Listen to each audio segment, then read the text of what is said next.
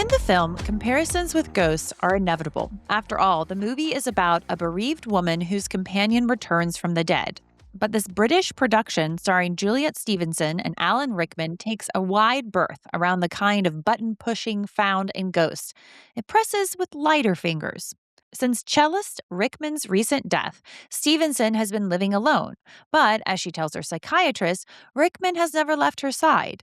She feels his protective presence constantly. He sings. He tells her to walk in the middle of the street at night.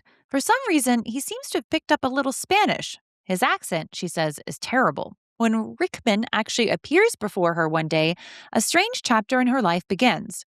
For a short, blissful time, they become romantic fugitives from reality.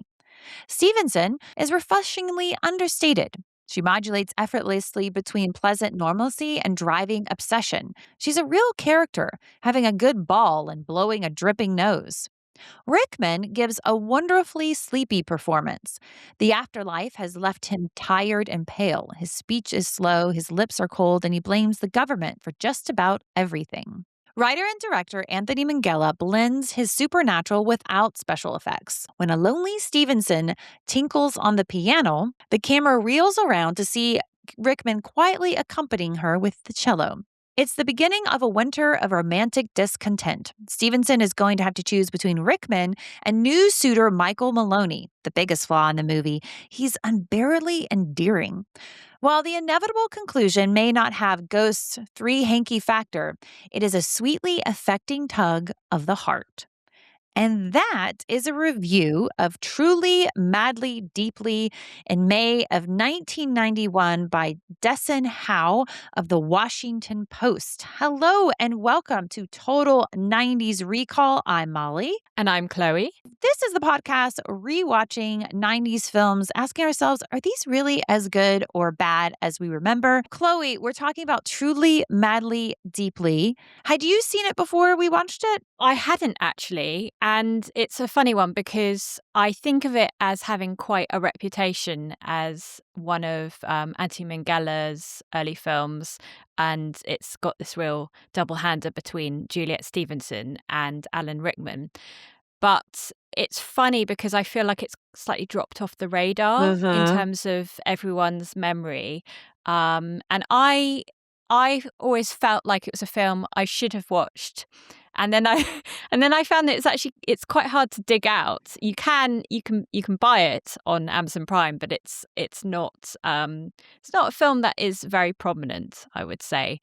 And that's quite interesting given the fact that it is the first really the directorial debut of Anthony Minghella. Yeah, I had never seen it before either. Definitely had heard of it. It was in the ether. But yeah, it was released in the States and in the UK in 1991 on the 3rd of May in the US, on the 16th of August in the UK. Another one, which is surprising because it's a British production, but it still was released in the US. This is a continual conversation Chloe and I have on this podcast, but it went out of the US first, although it did premiere first at the London Film Festival on the 10th of November, 1990. Did you see what the working title of the film was when it premiered at the London Film Festival? Yeah. It was called Cello, wasn't Yeah. it? And I think that's meant to be because it's also a play on sky or clouds in Italian. I think. Heaven, yes. And Anthony Minghella is the son of an Italian migrant to the Isle of Wight. So I think that's probably where the play on words comes from. I think what's interesting about this film is, and perhaps the reason why there was this gap between it premiering and then it being released in the UK, is because it was originally made for TV. Yeah. And so I think that it possibly got a better reception at the London Film Festival than they were expecting. Yeah. And you can see it's made for TV because it's presented in this kind of boxy aspect ratio.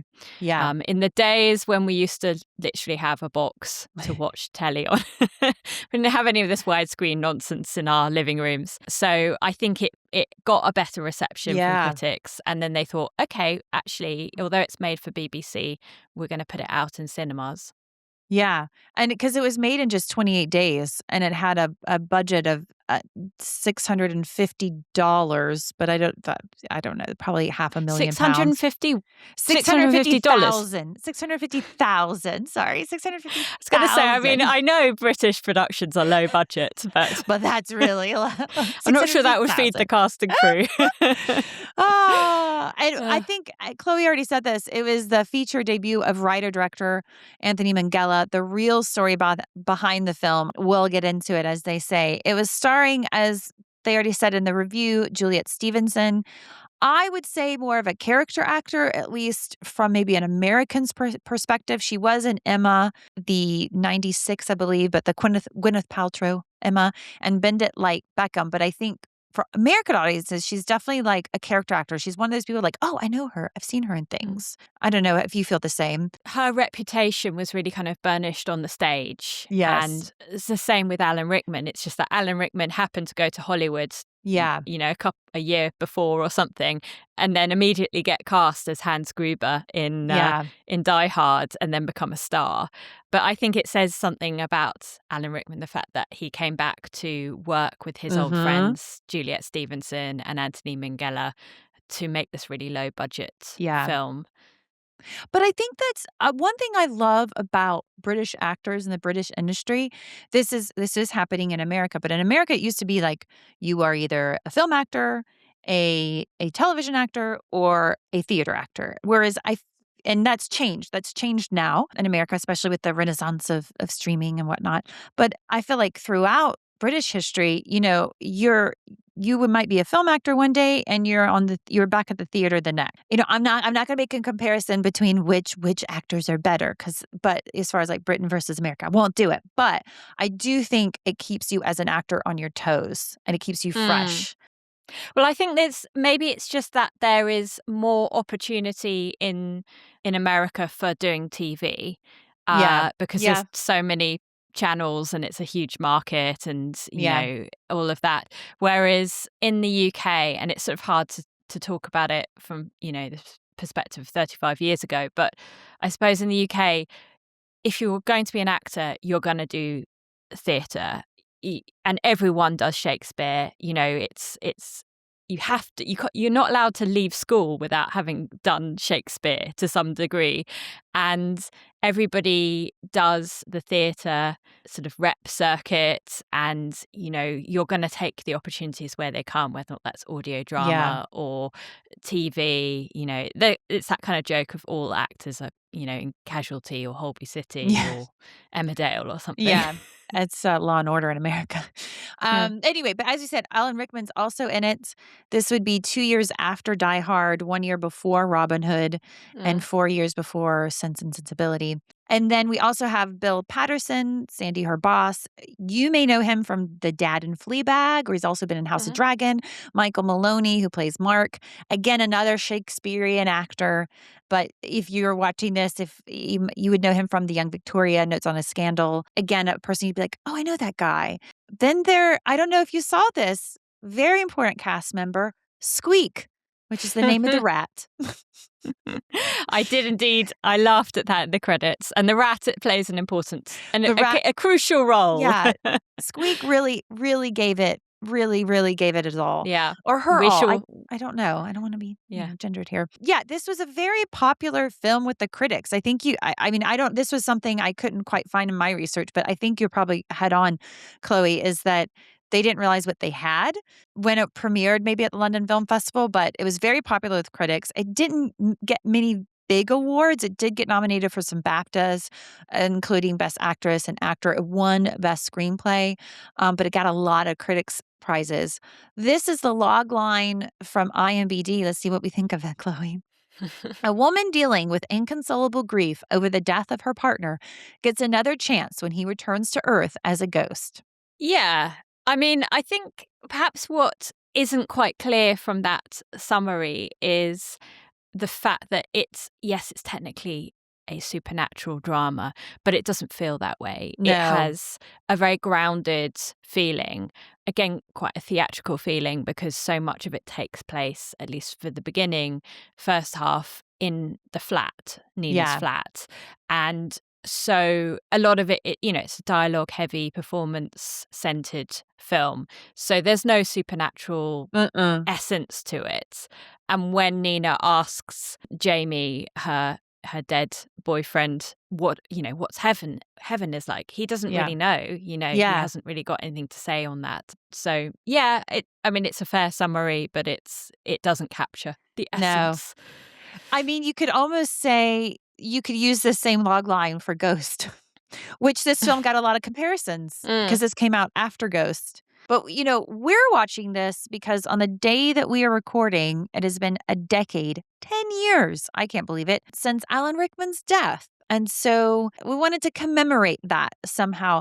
Now, Chloe, you're the one that suggested Truly, Madly, Deeply. Why was that? I think because it felt like a film from his repertoire that I had felt I should have watched. And I think often when we think about Alan Rickman, we think about his villainous roles and we think about him in this, he's this kind of great Shakespearean actor. And actually, he was also a romantic in romantic roles. And I think this is his first romantic role on film, I think I'm right in saying. So I think what's interesting is that then demonstrates his range. And I was reading the critic Roger Ebert's review of this film, and he sort of refers to the fact that when you're watching it, presumably as an American film critic, in the back of your mind, you're going, I know that guy. Who is that? Yeah. And then realize that it's Hans Gruber from Die Hard. And so I think that's very interesting, from this perspective, looking back. Obviously, we know about Alan Rickman's roles, but it's so nice to kind of reflect on his range and the fact that he could play all these different things. And we've already talked about his role as Colonel Brandon in Sense and Sensibility from 1995, and that was sort of a different role again, but a romantic part as well. So it's nice to think about Alan in different ways because he was taken far too young, I think. Yeah. He was 69 when he died. Yeah. I think 10 years ago, 2016 is obviously the year that we went onto the bad timeline for various reasons. But I think we knew that it was an inauspicious year because, it started off with David Bowie's death. Yep. And very similar to Alan Rickman, they were both the same age when they died. They both died of cancer and just a few days apart. And they both didn't tell anyone apart from close friends and family that they had terminal cancer. So they were both, it was this double whammy of shock in 2016 when both, their deaths were announced days apart. Yeah. I remember I had only lived in London, I guess 7 months at that point. And I was just shocked. I was sad. Obviously, I don't know him personally, but kind of grew up with him, right? And then just moving here, hearing more about him personally and kind of getting to know him. And so I remember when he died, I was like, "Oh, I kind of feel like I'm in London. I want to commemorate this. I know what I'll do because nobody else will have this plan. I'll go down to King's Cross because I don't live that far from King's Cross, and I'll lay a flower on 9 3/4 platform because they have that in King's Cross here for those who have never been. And so did everyone else, and every tourist in London think the same thing because I get there and it's just rammed. And I was like, I'll do it another time. I'll just keep it in my heart. It is a working station after all. It is a working station. It's a busy station, Oh my gosh. It was, the queue for that is long, on any day. And so, the day that it was announced his death, it was just, I was like, nope, you're my heart, moving on. Yeah. What I was thinking, just what you said when I'm watching this, when I think of Rickman initially, it is Hans Gruber, it is Snape, it is Sheriff of Nottingham, right? It's all these hard criminals.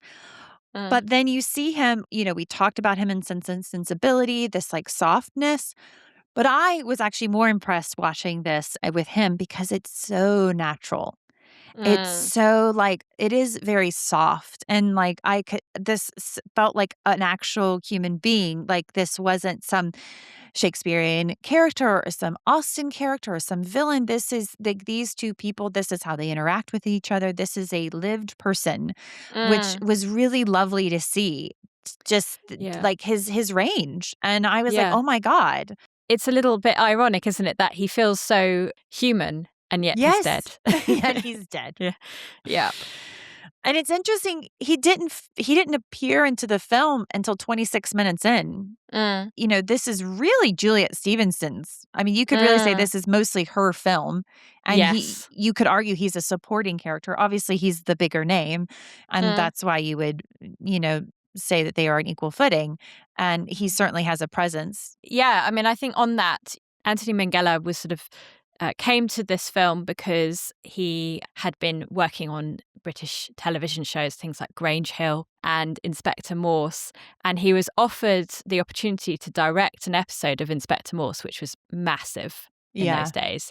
And then the BBC came to him and said, "Oh, we're setting up a new studio where we will start producing films." And they said to him, "You can write and direct your own film." So he had to choose between them. And thankfully, he chose to make his own film rather than to join the echoes of eternity by directing an Inspector Morse episode. But he very much didn't really know what he was doing. And Yeah. he apparently, you know, he wrote the script very much with Juliet Stevenson in mind. I watched a couple of interviews with him where he said, you know, he felt like he was a tailor making a dress for her. Oh. And he gathered all these different stories that she had told him over their years working together in the theatre. And she'd sort of told him about the pest control man and the carpenter and all of these things. And so he put all these little stories into the script. And so he sort of described this film as, you know, it's very much me and her, with Alan presiding over this sort of labour of love. Mhm. And so Alan Rickman came on board, and I think he really helped Anthony Minghella to make it, because on the first day he gathered all the cast and crew together and sort of said, "I'm really new to this, help." And and he said that Alan Rickman really helped calm him down and Yeah. bring a sense of order to the set. So I guess in many ways he's a facilitator for Anthony Minghella's vision of what he can do with Juliet Stevenson, where he's written this role around her because she plays piano and she loves to dance and she has this kind of quirkiness, and so this film is many ways showcasing her, Yeah. but Alan Rickman is behind it all as well. Yeah. Well, and I mean, she is amazing. I think the review was spot on because her performance, it's a very nuanced performance. You know, I think it really shows the layers of grief. She is really crying in that therapist's office, and she's like ugly crying. Yeah. So hats off to her for that. And she's really going for it. And Yeah, can we talk about that scene? yeah, Because I let's mean, do I think it. that is, I mean, from my point of view, I actually think that review is a little bit not quite fair on her. I mean, it's a good review, but it says something about how she's refreshingly understated. I mean, she's not screaming and raging in a really kind of crazy way, but I do think, I mean, for an English person, that is quite that's getting to 10 on the scale of emotional. And she's playing a very emotional character. This is what I was about to say. She's understated for American audiences. Yeah, I didn't like to say, but you know, let's say it. She's understated for American audiences. Near the beginning, she has gone to her therapist, who is the most sort of cold fish therapist you could possibly imagine, and she's just talking about how she's dealing with grief, and it's such an amazing monologue. She delivers it so beautifully. Yeah. As you say, proper snotty, messy tears. Yeah. Love it. There's a few moments where she just lets it go. She's obviously an actress who can just cry on command. Yeah. Apparently they did spend a couple of weeks of rehearsal before filming, which I think really helped her and Alan find the characters. Totally. But nevertheless, I think it's such a great moment because it so demonstrates that weight of grief and how it never leaves you, and it really helps make clear how she is trapped within her grief. I think that's one of the big themes of the film. I love the camera. It starts on her very close up on her face. It's really kind of filling the screen. Yeah. And then it's more of a medium shot, and then it kind of slowly zooms in on her. But I think also what's very English about the performance is that having finished this monologue, the therapist kind of goes, "Time's up." And so Yes. she pulls herself together and she's like, Yes. "Oh, I'm all right, really." Yes. So it's a beautiful performance. And the therapist isn't like, "Oh, you're not, and that's okay." The therapist just doesn't say anything, but it is like literally the most British thing ever. Everything's fine. Everything's fine. Yeah. She's None a of this terrible therapist. Yes, she's a terrible therapist. It does make you wonder. So, looking through a lot of these actors, except for Rickman, this was originally a made-for-TV film, and I wonder if they had originally thought theatrical release, if they would have gone with different actors, if Minghella wouldn't have had, you know, I wonder. Although it sounds like BBC trusted him completely, which is amazing. I guess what I'm trying to say is, if it was originally theatrical, if they would have used different actors. Maybe not for Stevenson because it was obviously written for her, I but think Anthony Minghella was given free rein to choose the actors. yeah. And which we can get into it, but, later, I kinda said this is kind of really the story of him when we're looking at this from culture and career. This is kind of the start. He had already been a playwright and written for radio, but this is really where his film career starts. And, Hollywood came a calling. And what he ended up doing later, what you definitely know his work if you're listening to this, The English Patient, which he won an Oscar for Best Director. It won Best Picture. The Talented Mr. Ripley and Cold Mountain. He worked on all of those among many other films. He was nominated for Best Adapted Screenplay for both The English Patient and The Talented Mr. Ripley. And this is because once Hollywood saw this, they were impressed with him. And he talked about the film that he did after this, between this and The English Patient. He said in this interview, he basically didn't for the second film, which now again has left my mind because it really doesn't matter. I think it's called Mr. Wonderful, Thank is you, it? Mr. Wonderful. Yeah. That was it. But he talked about for that film, he didn't listen to his gut. He kind of let, execs tell him what to do. And so he listened to that because he was navigating Hollywood for the first time, right? And it just wasn't a good experience for him at all. It wasn't a film that he's, that proud of. And then after that, he came back to the UK, took some time, and then comes out with The English Patient. Which really cements his It reputation really and cements, wins yes. everything. And yeah.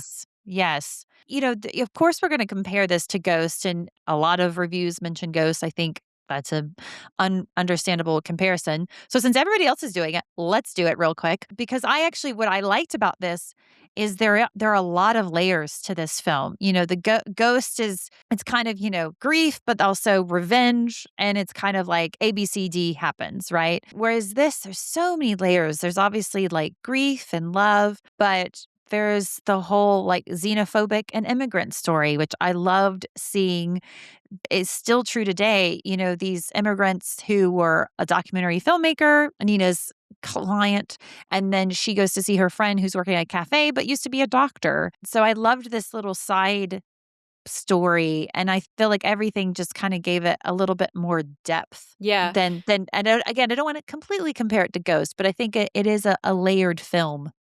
Yeah. I can't comment on the comparisons between Ghost and Truly Madly Deeply because I haven't seen Ghost.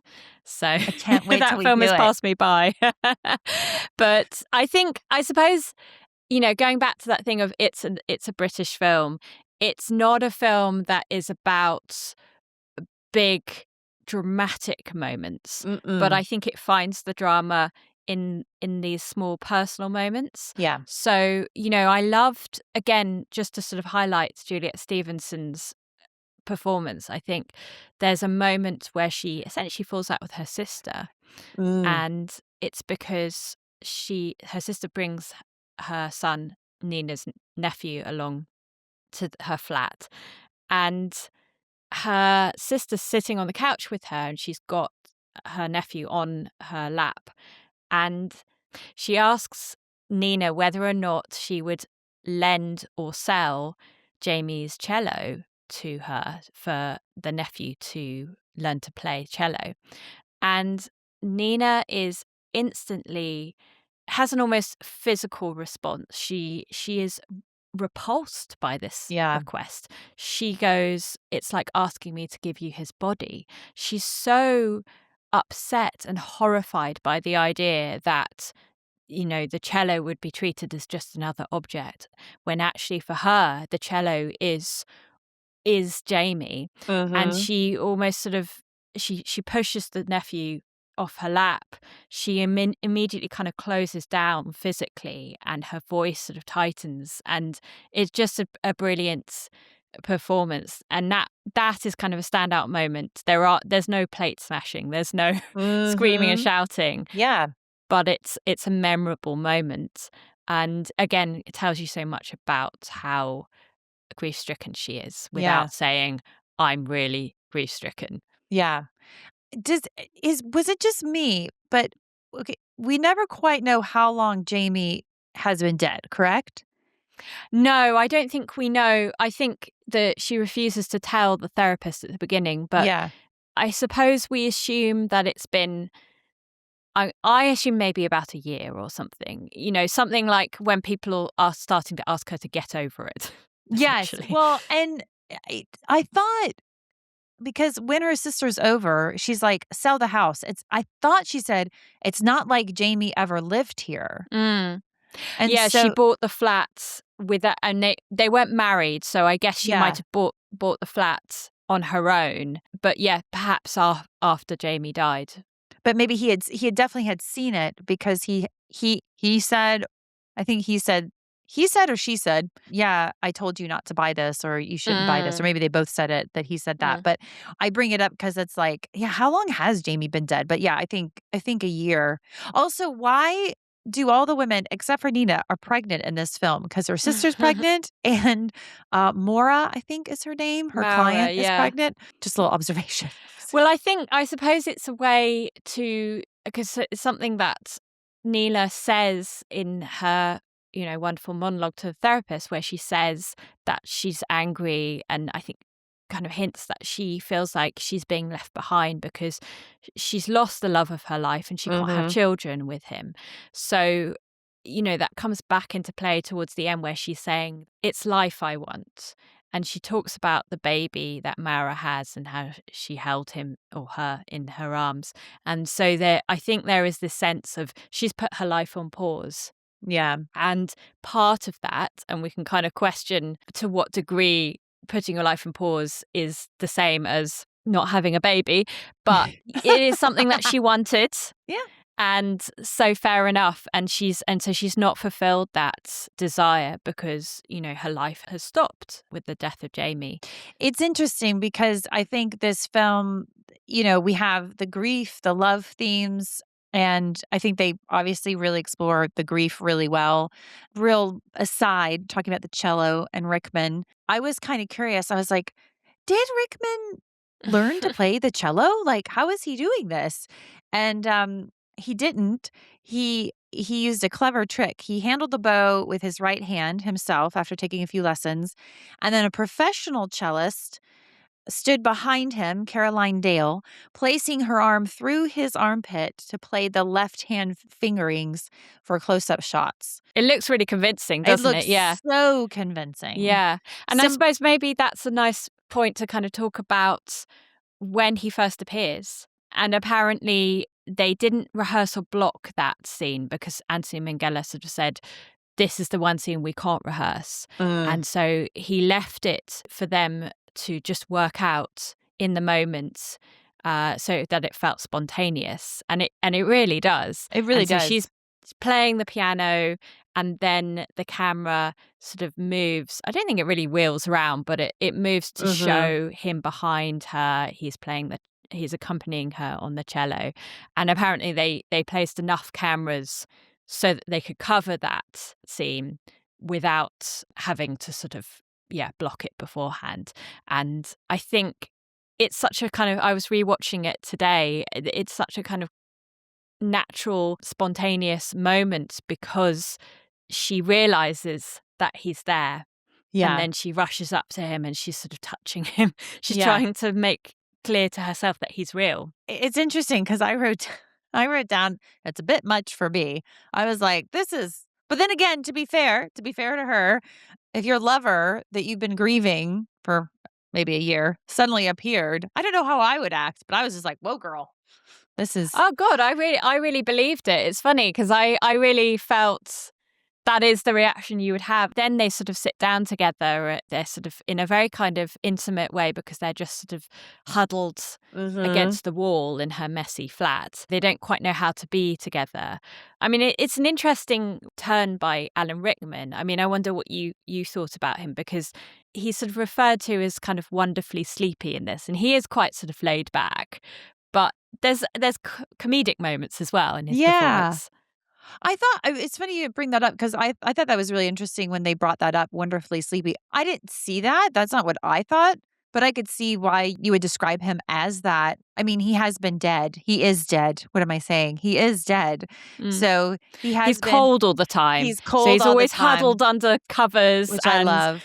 I love that. And then later on, he brings another ghost, and they're all huddled, having a sleepover, essentially under blankets because and everybody's like, "It's so hot in here." It's like, yeah, but no, I didn't think he was. I don't know. No notes, I guess, is what I'm saying to Alan Rickman because I thought whatever he was doing, whatever inspiration he was using, Laban he was using. That's a term for my actor friends. Whatever he was using. Animal studies, I don't know, but I thought it was great. It made sense that he had just come back from the dead and he was cold all the time and he was kind of lethargic because he's dead. But also it's like maybe this was him before because we don't know what he was like before. I mean, there's this sense that he is, he's very affectionate. There's these sort of really romantic moments. There's a beautiful exchange between the two where they're sitting across her now quite mostly empty flat. And she asks him to remind her of their first night together. And he talks about how they spent most of the night talking. He's almost a little bit standoffish about it. And I think we sort of realize why later on. I'll come to that. But he is sort of, he describes kind of very affectingly about how they talked and talked all night. And then when they finally kissed, they were trembling so much that they could hardly get their clothes off. And so there's these really kind of romantic moments. There's also, I thought, quite funny moments where he's quite irritable. Obviously he's complaining about how it's not warm enough, and he's complaining about how messy her flat is. And, like everyone, they all think she's made a terrible mistake buying this flat because it's got so many problems. It's got a rat infestation. And he's always rearranging her stuff.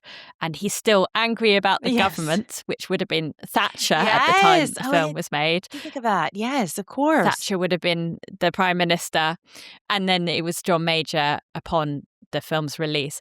And so he's still got a bit of fire to him, but he's also a little bit. I mean, he's irritable and he's a bit whiny, Yes, totally. But I think that is, what it seems to be by the end. And I'm interested to know whether you picked up on it because I think it didn't quite occur to me until afterwards.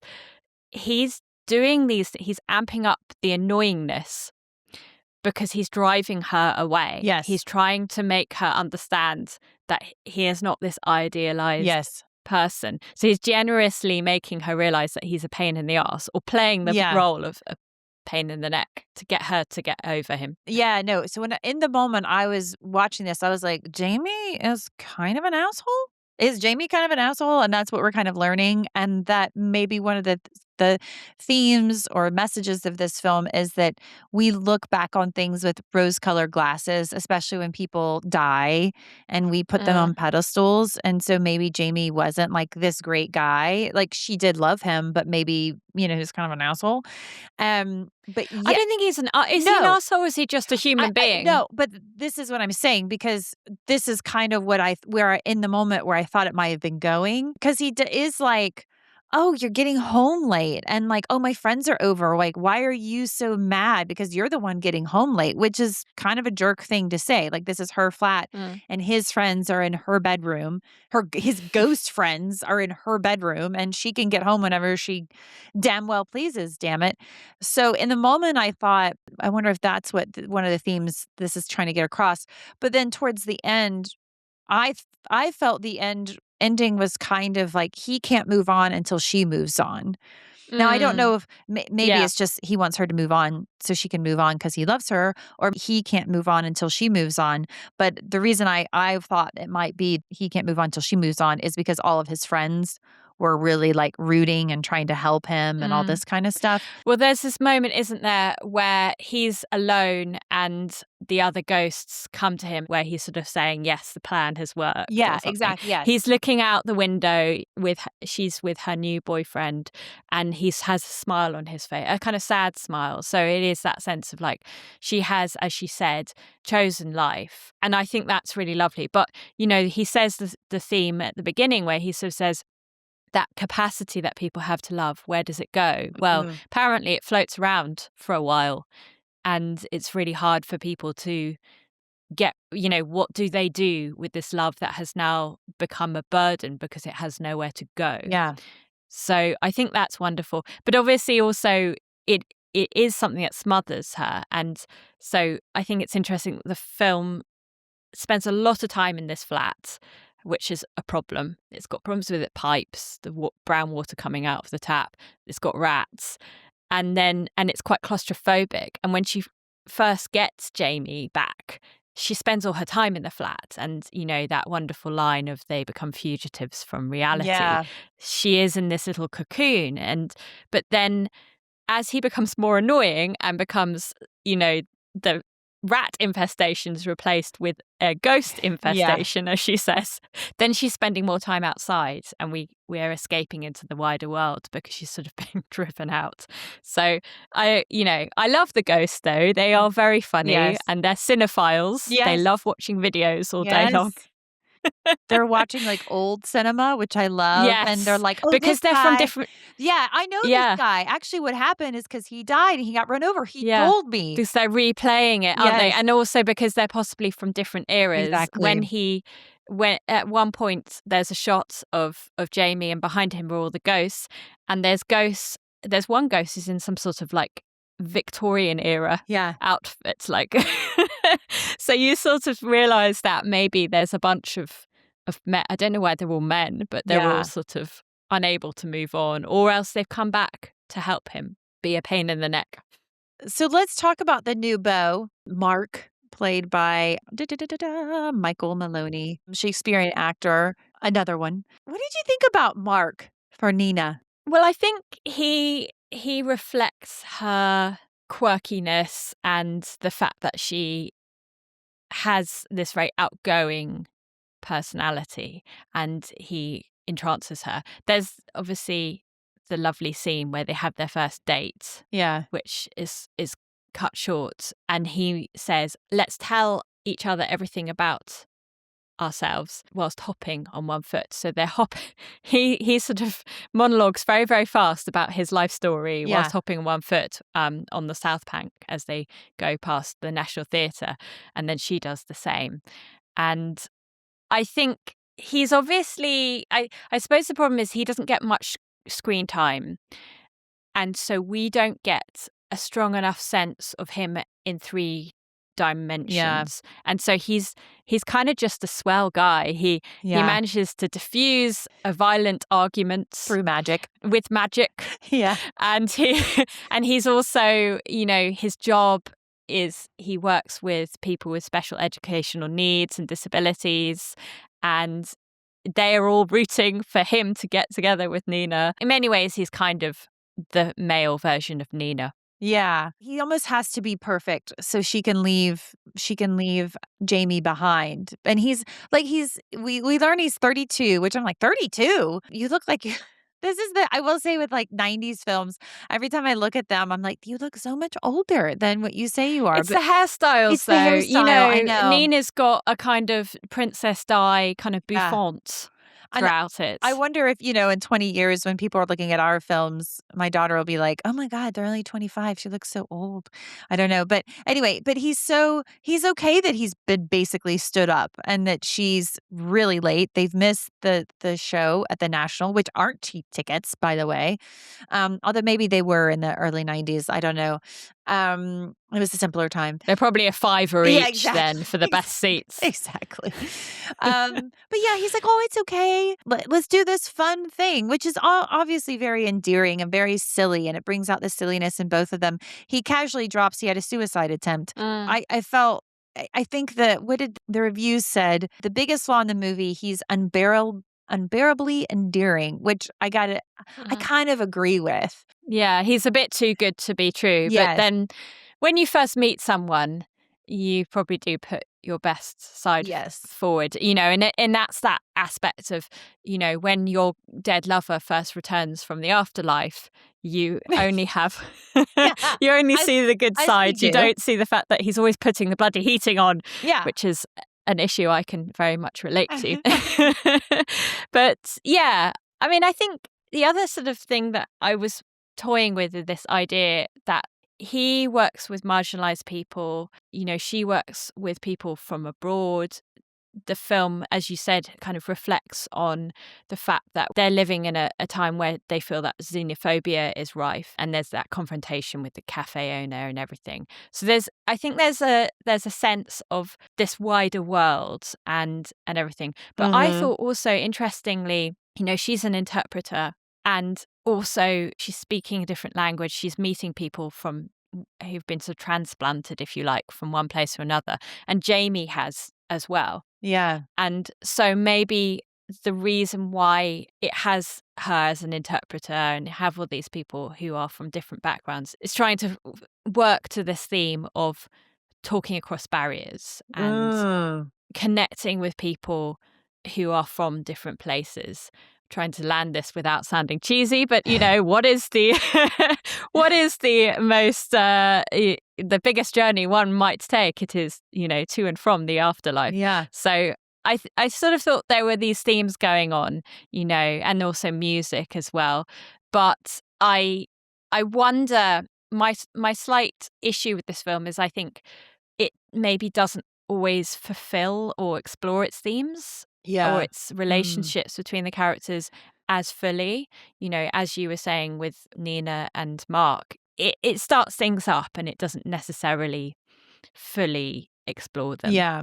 And maybe, I mean, to be fair, maybe the whole point of Mark is so she can move on. Like maybe the whole point is like she needs to move on, and this is a way for her to move on and see that there is life after Jamie. But to your point, I'm like, this girl needs more women in her life. She's just surrounded by, at the beginning of the movie, it's all men commenting on her looks. Although one of my favorite scenes is all the men standing around doing the dishes, talking about her. They're quite paternal in a nice way, aren't they? Yeah. Yeah, should we maybe before we head into awards and whatnot, should we talk about music and poetry? Yes, because I think those are really key moments in the script. I think certainly there's this beautiful scene where Alan Rickman's character is reciting the Pablo Neruda poem, The Dead Woman, and Nina picks up on it. She says, I know this poem, and she translates the Spanish. So it's almost like he's learned Spanish so that he can recite this poem to her. And yeah, I mean, I wonder what you think this poem is saying. I thought it was kind of, he's saying like, you're going to be almost like dead to the world. Like you're almost dead to the world. You're and like you need to move on. That's what I thought it was saying.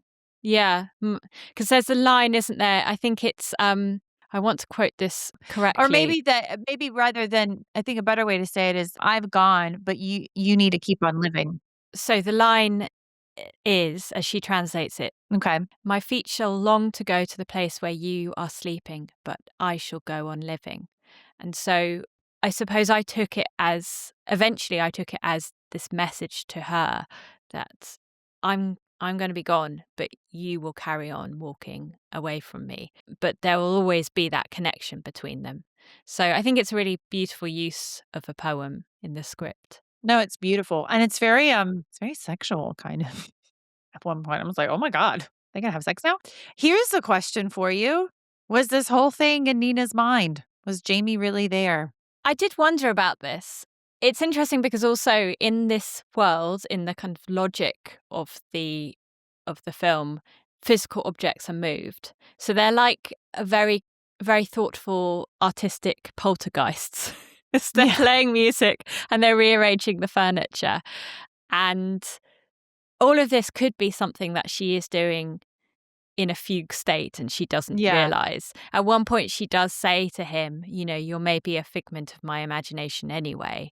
But she also seems to be afraid that he will be seen. And it seems to be important to her that she will keep him a secret. Yeah. So, yeah, it's really tricky to say. I guess whenever I watch supernatural films, I always want the ghost to be real. I always want the aliens to have actually landed. I want magic to be real because I think, where's the fun in it all being in the imagination? This is why we watch films, right? To escape and to imagine a world where our loved ones can come back and are truly with us. Yes. Maybe not their friends, maybe not their ghost friends, but at least they are. Yeah. No, I think there was a moment there I was like, this is all happening in her head. But then after a while, I'm like, oh, no. I think he is really there. Yeah, you can choose to interpret that he's really there. I think, it's whatever you want. But I also wonder, is it something only she can see?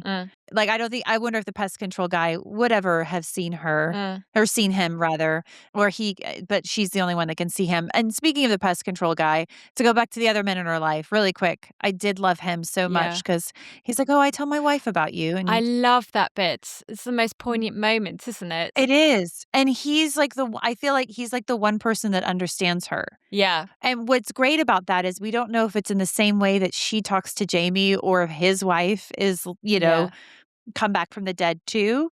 Yeah. But I think it's a nod that everybody deals with grief differently, but also in the same way. And that we always continue to hold our loved ones. To go back to what we talked about, what is grief, but love having nowhere to go because that person's gone. Yeah, absolutely. So on that note, if there's anything else you want to go on, should we go on to like awards and moments and all that stuff? Yeah, maybe we want to talk about what's aged badly / well. So I think, I think as a Brit living in 2026, the thing that stood out to me as having things have changed was the North London housing market. And the fact that a single woman can have afforded a flat of her own without apparently any parental help. It's obviously a flat with lots of problems with its plumbing and its rats, but nevertheless, she can afford it. And at one point, on a translator's salary. Well, indeed, the fact that you've got a translator or an interpreter, a cellist, and a person who works with people with special educational needs and disabilities, all living in North London. It wouldn't happen unless you were living in a flat of 6 other people, with someone sleeping in a cupboard or something. But she's got her own flat. And she's even saying that nobody's even buying nice flats anyway. So I'm guessing the property market had crashed at that point, and everyone was just buying flats for a song and then doing it up.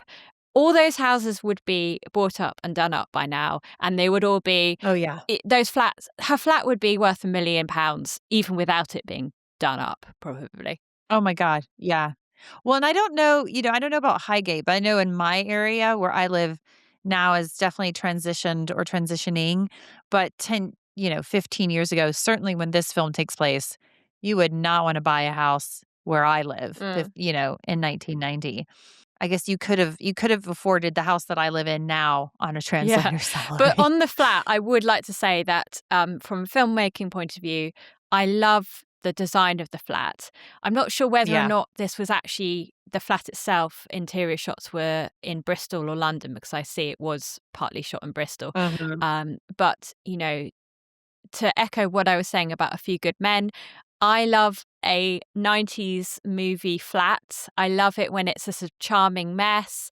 It's filled with lots of kind of clutter and objects that are presumably from her travels. It's really characterful. And I think it's an example of where the filmmakers are using the flat and the set design to tell us about character Yes. rather than to do something that's really aspirational. I think when you watch movies sets nowadays, often the interior is aspirational and it's selling you a life rather than Yeah. selling you a character. Yeah. Well, in this film, the flat is almost a third, another character Mm, in the film of itself. And, you're going to hear this. We said it in A Few Good Men. We've said it other times. We're going to say it again. It's lived in, right? I think that's one thing that was great about 90s films. This looks lived in. And also sentimental value. Highly recommend it, but I bring it up because it's another film with a house that looks lived in and with people that looks like they're living in that yeah. home. Even little details of Skarsgård's, he's wearing these like socks that I would think were very like, Nordic socks that people wear in their homes, right? But they don't look like he just got them off Amazon or Mm, something, right? It looks like he's had them for years. mm. So we love a good lived in set. Yes, absolutely. And I suppose the only other thing that struck me, again, can't say if it's something that's aged well or badly, really, but it's reflective of our times now, is the fact that Nina has this little kind of impassioned rant about the fact that she feels Britain is quite xenophobic. And obviously, the cafe owner attacks his worker, who he says has been nicking money from the till, and the cafe worker says that he's being underpaid. And there's just this sort of general sense. Again, I don't know if I feel it's fully developed, but there is this thread about people from overseas and how they are not really treated as equals. And we're now living in a time where there is really the far right is making headway in the polls. I would say it is the most extreme conversations that have ever happened in my lifetime in terms of what's being said in the media by political figures. So I think it's in many ways worse now than it was in the 90s. Yeah, I mean, and like, listen, I am a cis white woman, so do not get your violence out for me. I can at least walk down the street and people just assume I'm British, but as soon as I open my mouth, I'm clearly not from this country originally, and especially around Brexit, I would get a lot of we'll say heat, and we'll leave it at that. And so, yeah, it is interesting how some things never change and sometimes they get worse. And that's why we like nostalgic movies. Well, they make them reflect. They help us reflect on our times now, Yep. They do. For me, I think something that aged well, I already talked about it, but I loved the men standing around the sink washing dishes. That's the positive masculinity I want to see more in the world. Yes. And they're all just talking about her because they love her, but not in like a, want to get in her pants kind of way, like a mostly paternal or brotherly Mm. love.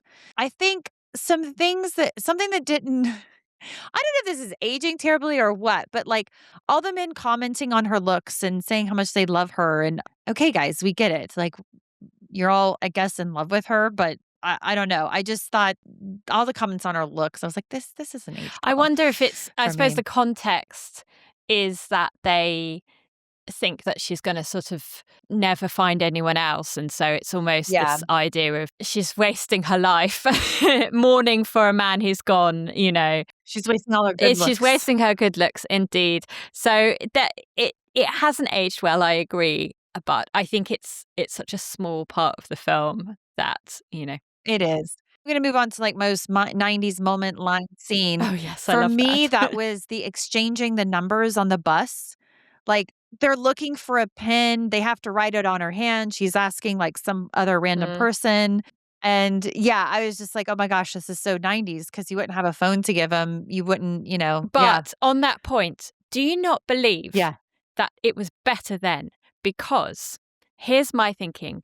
If there is a bit more friction in the exchanging of numbers, in the getting the number off of someone, you can't just find someone on social media Yeah. in those days, if you don't find them, if you don't have their name, you don't have some identifying information about them, they're gone forever. Yeah. And therefore, you're more likely to call that person because you had to go to Yeah, totally. You had to work they for went it. to more effort to get your number or vice versa. So Totally. I feel like it's more meaningful that when they're swapping numbers than it would be today. Absolutely. Well, now, you just go in the apps and you get somebody's number, Yeah. right? And it's just like all these options ahead of Mm. you, whereas, as you say, back then you had to really, like, you want this person's number, you really got to work for Yeah. it. And you might have to call several times Yes. to get them. Yes, because They might not be there. you don't know when they're going to be Yep. home. And there's no like, oh, accident, like, oh, sorry, I didn't mean to text you, or any of this Yeah. stuff. So it's very 90s. It was an easier time. Yes. What about you? Well, I have to say, shout out to the VHS videos. The ghosts are Yes. Oh, yes, of course. are enjoying watching lots of old movies on these VHSs. And I think at one point she goes to the library or something in order to take out, or maybe she rents these videos to keep her little coterie of ghosts entertained. But then there's the disaster of possibly having taped over one of the ghost's favourite Yes, films. yes. So it just took me back because VHS tape management was a sort of quite a large feature of my teenage years because I would spend so much time going like deliberating, right, I've only got one VHS player. Which of the Yeah. two films that are playing at midnight tonight on, Channel 4 or BBC Two am I going to record?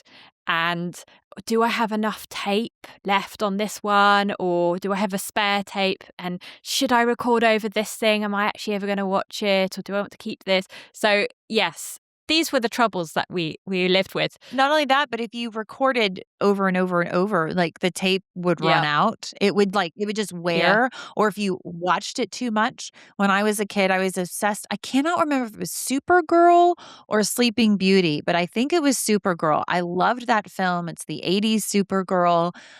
I don't wanna rewatch it because I'm sure it's terrible, but I loved it as a kid, and I would watch it almost, like, every day, but I watched it so much, it eventually got like, "Wah, wah, Yeah. wah," and my brothers were so excited about it because they were tired of me watching it every single day. It's a tragedy. It's a tragedy. It is a Yes. tragedy. The only other thing that I think is very lovely in 90s is all the kind of cozy knitwear.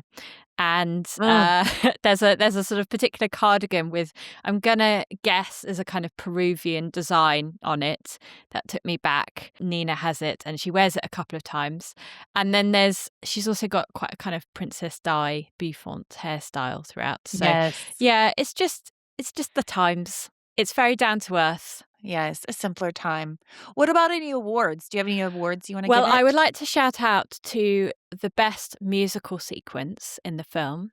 And obviously, music is so important to this film. There's lots of Bach being played on the cello, and it's in many ways the way in which these two characters connect, and it's how he's first brought into the film. But I think there's this lovely standout sequence where, as a sort of forfeit for kind of losing their little game where they're saying, I truly, madly, deeply love you, all of that, Nina makes Jamie play a song on the cello and he kind of plucks it a bit like a guitar. And he sings and she sort of sings along quite badly and dances along. And so they sing The Sun Ain't Gonna Shine Anymore by the Walker Brothers. And it's so wonderful. Apparently, I was watching an interview with Juliet Stevenson. She said that they didn't really rehearse it. It was sort of partly improvised, but all the crew were kind of dancing along behind the cameras. And so it felt like a party and she's sort of improvising, kind of figuring out how she's going to move. And it does just feel like someone who's so sort of deliriously in love that she's just sort of pantomiming around the flats and just being a bit sort of silly. And he's singing this song quite beautifully, actually, but it kind of builds. And if anything, I wish that it would go on for longer. But it's just a great moment in the film. Mine is WTF moment, and that goes to Titus is the father of Mora's baby. When the fuck did that happen? Is that what's happening? I don't think so. And why is you don't think so? This is what I don't understand is I never, correct me if I'm wrong, but we never see a scene of those two characters together. And then all of a sudden she's talking about him and it looks like he is the father because but yes, he is the father, or at least they're in a couple. Maybe they're I think just she together. says that Maybe they love each other, but we haven't seen, as you say, they haven't seen each other. But yeah. Yeah. But maybe it's one of those things. Maybe they're now a couple. Maybe they met somehow in passing. But again, it's not clear. It's like, what the fuck are you talking about? They're in love because he does, she's having the baby and he like kisses her on the forehead or on the cheek. And then when everybody's like passed out, he's like cuddling with her and the baby. Yeah. And I'm like, where the fuck did this come from? Her and Titus? I don't know. I thought Maybe it was unearned, and I was something like, maybe got cut. I don't know. I thought she'd said that the baby, she didn't know who the father of the baby was and that it was some Welsh guy. Yeah, that she'd met at Glastonbury or something. So I don't know whether or not she's lying, but I couldn't quite make out in the birth scene whether or not she was confessing that Titus was. But I thought that she'd just met him and suddenly fell in love, and that was kind of a way of saying that Titus, although he seemed to be desperately in love with Nina, is actually the sort of person that moves on quite quickly. So yes, maybe that's it. Maybe he's not the father, but they have fallen in love. Yes. But again, I'm like, when did this happen? Yes. How did this happen? Yep. That's my question. What the fuck? Anyway, maybe it's just the what the fuck award. And then I think for me, I'd like to give Juliet Stevenson the best monologue for that wonderful monologue on the therapist couch because it's wonderful and deeply emotional and realistic and grounded, but also rather snotty, and it's brilliant. And I have a best non-human performance award for Squeak the Rat. Squeak. Oh, applause. Squeak was really holding a lot of that on. A lot of this film on their shoulders. Well done, Squeak. Okay, so Chloe, as we come to the end, on this podcast, we're asking, were these films really as good as or bad as we remember, or the reputation implies? Is this a film that you would recommend somebody watch or rewatch if they've seen it before? I think I would, because of the performances. I think that the film doesn't entirely hang together as well as it might, but there's something so charming and beautifully grounded about the writing and the performances that it elevates it into the must-watch category, particularly if you want to see another side to those actors, particularly Alan Rickman, and to Anthony Minghella's work. Because I think when you think of Anthony Minghella, you think of his sweeping, epic, historical romances like English Patient and Cold Mountain, and the kind of sinister nature of The Talented Mr. Ripley. But this is his first professional film, and I think it's really interesting to see where it comes from. Yeah. I think for me, I'm very similar. I think it is definitely like if you want to see another, I think the performances are amazing, very grounded. Juliet Stevenson, wow. If you want to see another side to Rickman, it's not a big performance, but that's what makes it to me so must see because of its simplicity. And sometimes with acting, just being that simple and simplistic and just acting like a real human, which he does, even though he's a ghost, I think is lovely. And again, to your point, if you want to see the beginning of Anthony Minghella and his career, this is before he goes to Hollywood. This is just the beginning. I think this is if you're able to see this, I would suggest watching it. I don't know if it's a must watch for me, but I definitely think if you have the opportunity or you're curious, go for it. After they see this, or if maybe they can't see this because it's not on whatever streaming network or they just don't feel like renting it, what would you recommend someone watch if they like this or they want to watch something maybe in the similar theme or an actor or however you say that? What would you recommend? I've got a few. I was going to briefly say that when I thought about what films are most similar in terms of story or whatever, I briefly thought of City of Angels and Meet Joe Black, but I don't recommend them So I liked them when I was a teen, but we'll move swiftly on from those. But they have similarities in terms of story. Yeah. So in terms of tone, so I was actually thinking of Andrew Haigh. He is a filmmaker, British filmmaker, and he's made a couple of films that have certain similarities to this one. So he made a film called Weekends, which is, again, almost entirely set in a flat. And it is about two men who meet each other, I believe, in a club. And they come back to one of the guys' flats and they have sex.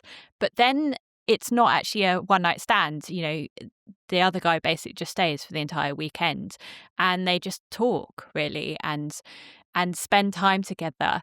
And so you really get a sense of these characters and their world and their lives and everything that has led up to this possible relationship. So I thought that was a really interesting comparison, and because they have their own little world in the flat.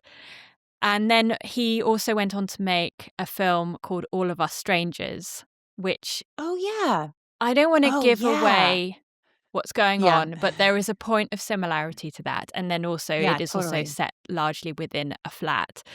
And I think if you watch Truly, Madly, Deeply and then you watch All of Us Strangers, I think they'd make a really good double bill. The other sort of film I thought might be interesting to watch is The Worst Person in the World. I haven't seen this, but I've heard amazing things about it. I love it. So that is the same director as Sentimental Value that you were talking about earlier. And it is just this lovely film. It's quite a long film, actually, and it's about a young woman who has a couple of relationships. And this film made me think of it because it's slightly about falling in love and falling out of love with another person, and how you can be in all-consuming desire for someone, and then as time moves on, you start to see other sides of them, or you start to develop and change and move on. And it's again a lovely film that's grounded with quite different style of performances, but nevertheless, I think if you like Truly, Madly, Deeply, I think you would really enjoy the groundedness and realism of The Worst Person in the World. Great. So mine are quite different. One of my recommendations is because it didn't get a lot of people didn't talk about it. And I think it was because it came out in 2020, but it's Soul, which is a Pixar movie. And I feel it's about a musician that dies on the day he books his biggest gig he's ever gotten. This is going to be like his big break. And throughout the film, he's trying to like get back to his body. And really, it's about kind of like the meaning of life and starting to figure that out and appreciating what you have and letting go in a lot of ways, which I think are some themes of this film. Another film that is about somebody that won't let go. Again, on a lighter note, but you will probably cry for the first 5 minutes of the film. But then as anyone who's seen it knows, it gets way better and way funnier. I know what this is. You probably do. I can guess. Okay, hold on.